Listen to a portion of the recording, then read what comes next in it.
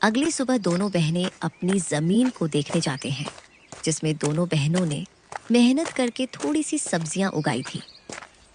दीदी, अच्छा हुआ कि माँ बाबूजी के जाने के बाद हमने यह जमीन बेचा नहीं। अभी देखो, हमने मेहनत करके कितनी सारी सब्जियां उगाई है।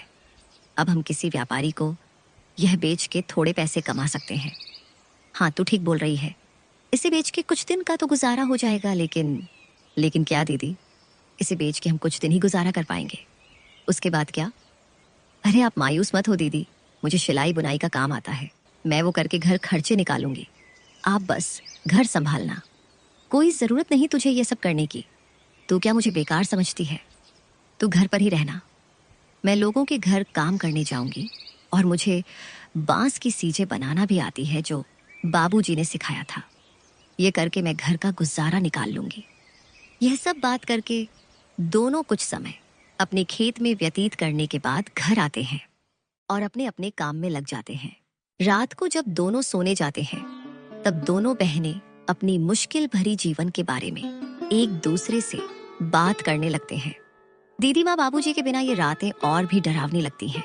सब कुछ खाली लगता है ना दीदी? हाँ मीरा, पर अब हम माँ बाबूजी दोनों की जिम्मेदारी निभा रहे हैं। हमें हार नहीं माननी। ये जमीन, ये घर, सब कुछ उनका दिया हुआ है। हमें इसे बचाना है किसी भी कीमत पर। यही सब तो माँ बाबूजी की यादें हैं। ज्योति बहुत ही हिम्मती थी। वह तो किसी से मदद भी नहीं लेना चाहती, लेकिन उसे अपनी बहन को लेकर बहुत चिंता होती थी। अगले दिन जब दोनों बहनें खेत पर पहुंची तो देखा कि इस जमीन के बीच एक खूंटी गड़ी हुई थी। दीदी, ये जमीन के बीचों बीच खूंटी कौन गाड़ गया? ये तो कल यहाँ नहीं थी और ना ही हमने इसे गाड़ी है। जरूर इसे कोई यहाँ गाड़ गया है। ये जरूर हमारे चाचा चाची का काम होगा, लेकिन ये काम बिना किसी सरकारी आदमी के नहीं होता।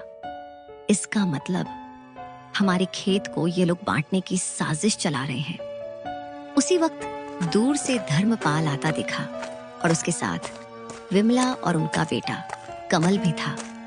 तीनों के चेहरे पर अजीब सी मुस्कान थी। अरे बेटियों, घबरा क्यों रही हो? हम तो बस मदद करना चाहते हैं। तुम्हारे माँ बाप के जाने के बाद जमीन की देखभाल जरूरी है। तुमसे अकेले तो होगा नहीं। चाचा जी, आपकी मदद की जरूरत नहीं है हमें। यह जमीन हमारी माँ बाबूजी की निशानी है। इसे किसी के हवाले नहीं करेंगे। अरे बच्चियों, ऐसे कैसे नहीं दोगे? ये जमीन तो तुम्हारी और हमारी है।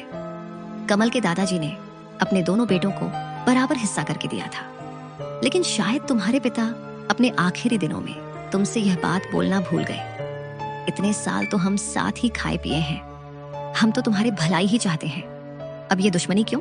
दुश्मनी तब शुरू हुई चाची, जब आपने हमें अकेले समझकर हमारी जमीन पर नजर डाली।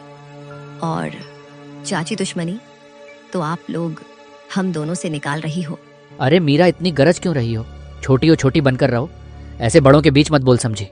अरे जाओ, कैसे बड़े लोग जिनकी सोच छोटी होती है, वे उम्र में बड़े होकर भी सम्मान के हकदार नहीं होते।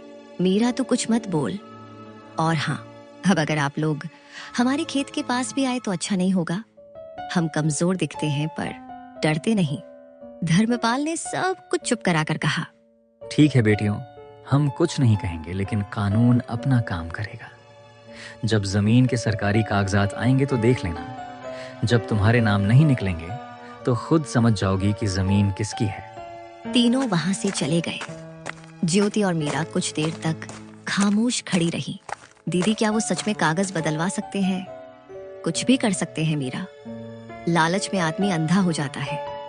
हमें किसी पर भरोसे नहीं करना चाहिए। अब हमें बहुत संभाल के रहना पड़ेगा।